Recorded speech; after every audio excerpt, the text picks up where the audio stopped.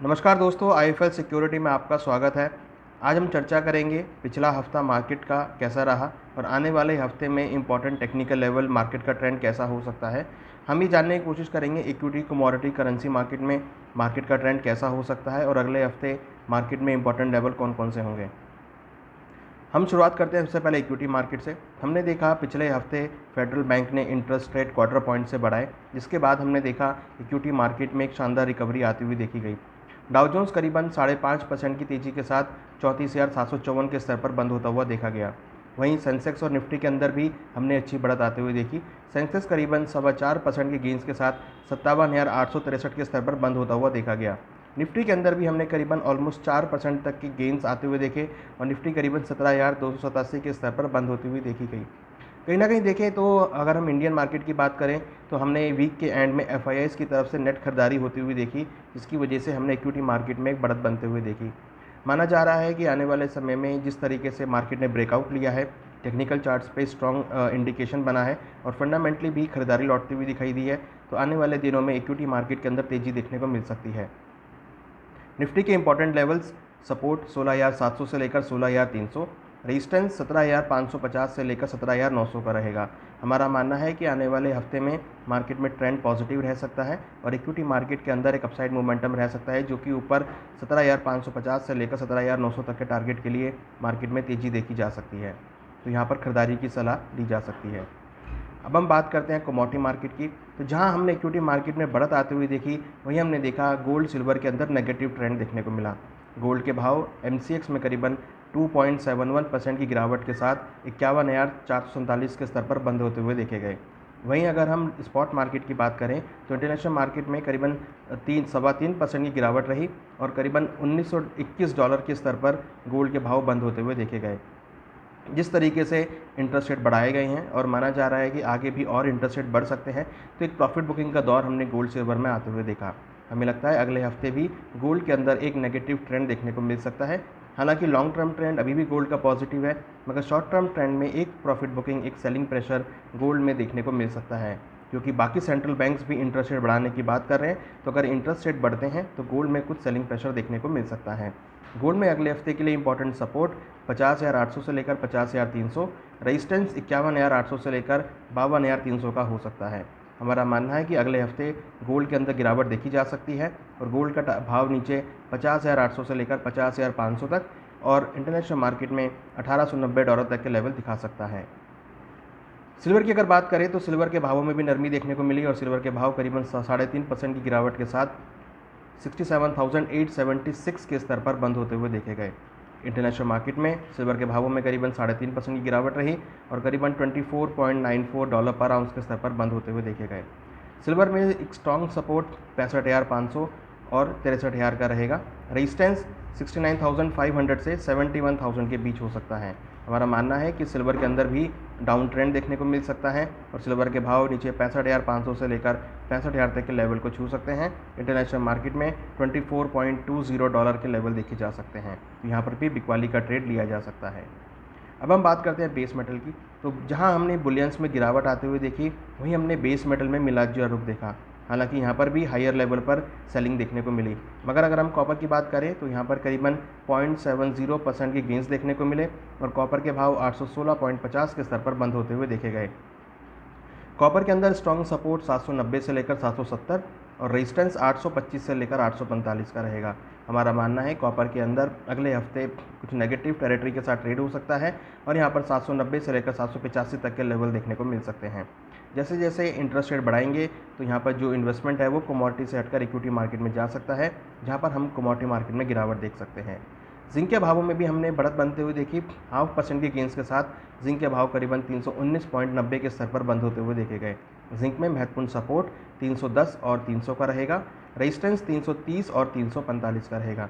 हमारा मानना है नीचे में जिंक के भाव नीचे करीबन 313 से लेकर 310 के स्तर को छू सकते हैं, तो यहाँ पर बिकवाली का ट्रेड लिया जा सकता है।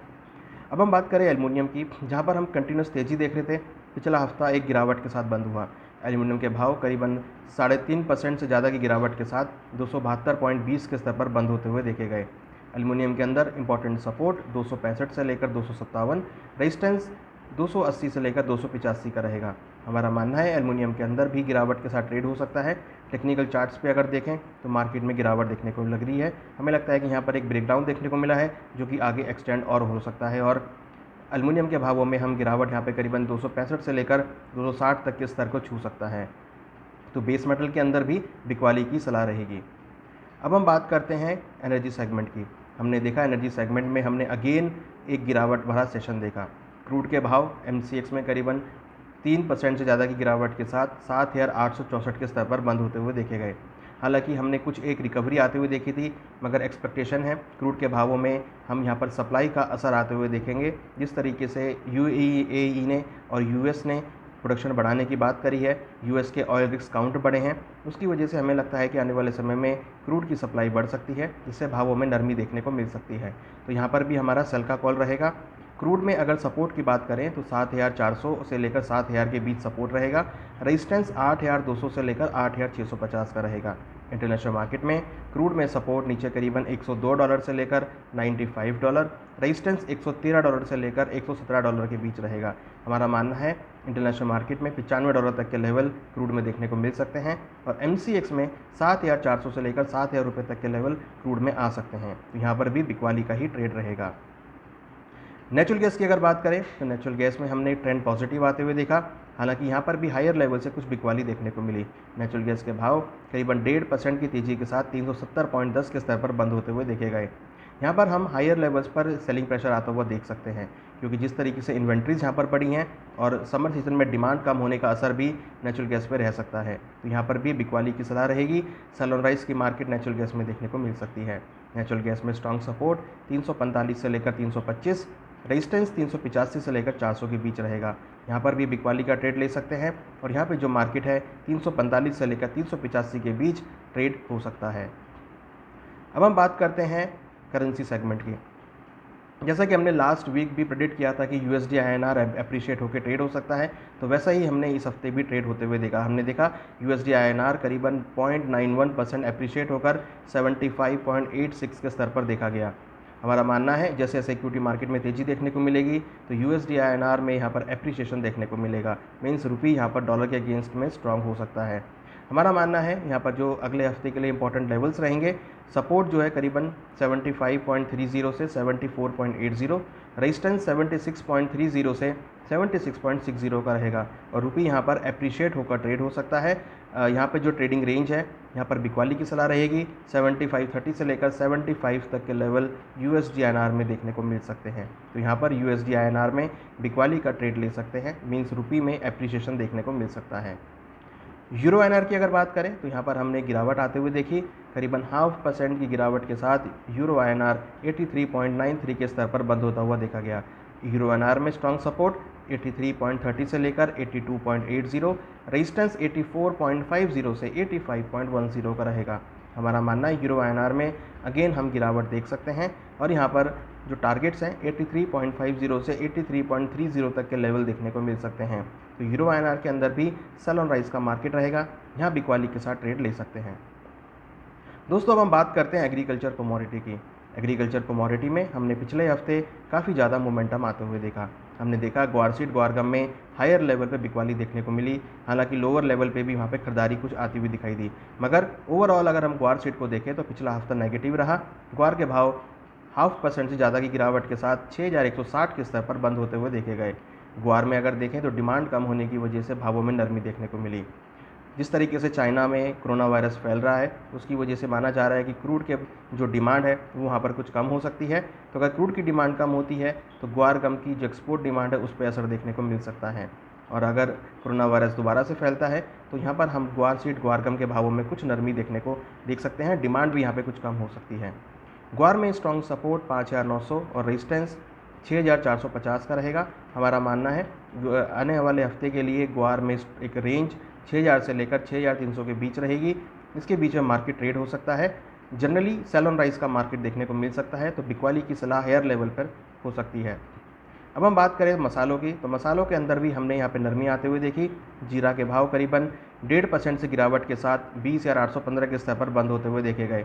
जीरा के अंदर हायर लेवल पर डिमांड कम होने की वजह से भावों में नरमी देखने को मिली। आने वाले समय में जीरा की अराइवल बढ़ सकती है, जिससे भावों में मंडियों के अंदर आवक बढ़ने की वजह से भाव और नरम हो सकते हैं। हमारा मानना है कि फिलहाल छोटी अवधि के लिए भावों में नरमी देखी जा सकती है, मगर लंबी अवधि में एक्सपोर्ट डिमांड से भावों को सपोर्ट मिलेगा। तो फिलहाल छोटी अवधि के लिए हमारी सलाह बिकवाली की रहेगी। लंबी अवधि में भाव अगर नीचे 18,500 के आसपास मिलते हैं तो वहाँ खरीदारी की जा सकती है। मगर आज अभी अगर हम शॉर्ट टर्म के लिए बात करें तो यहाँ पर हमारा मानना है कि जीरा के भावों में 20,000 तक के लेवल बिकवाली की तरफ देखने को मिल सकते हैं। जीरा में स्ट्रॉन्ग सपोर्ट 19,500 से लेकर 21,600 का रहेगा। रेजिस्टेंस 21,600 का रहेगा। यहाँ पे बिकवाली का ट्रेड ले सकते हैं और टारगेट नीचे 20,000 तक आ सकते हैं। अब हम बात करें कॉटन सीड ऑयल केक की। हमने जैसा लास्ट वीडियो प्रेडिक्ट किया था कि कॉटन सीड ऑयल केक में बिकवाली का ट्रेड हो सकता है, तो वैसे ही हमने ट्रेड देखने को मिला। कॉटन सीड ऑयल केक में हमने करीबन गिरावट आते हुए देखी। करीबन 0.89% की गिरावट के साथ कॉटन सीड ऑयल केक के भाव 3129 के स्तर पर बंद होते हुए देखे गए। हायर लेवल पर डिमांड कम होने की वजह से भावों में नरमी देखने को मिल रही है। हमें लगता है कॉटन सीड ऑयल केक में अगले हफ्ते भी गिरावट के साथ ट्रेड हो सकता है। कॉटन सीड ऑयल केक में सपोर्ट 3,050, रेजिस्टेंस 3250। एक्सपर्टीटा यहाँ पर भी बिकवाली के साथ ट्रेड ले सकते हैं। यहाँ पे टारगेट 3,050 का देखने को मिल सकता है। तो ये था दोस्तों वीकली हालचाल, जहाँ हमने इक्विटी, कमोडिटी, करेंसी के इंपॉर्टेंट लेवल्स और ट्रेंड पर डिस्कस किया। आशा करते हैं आपको ये वीकली आउटलुक पसंद आएगा।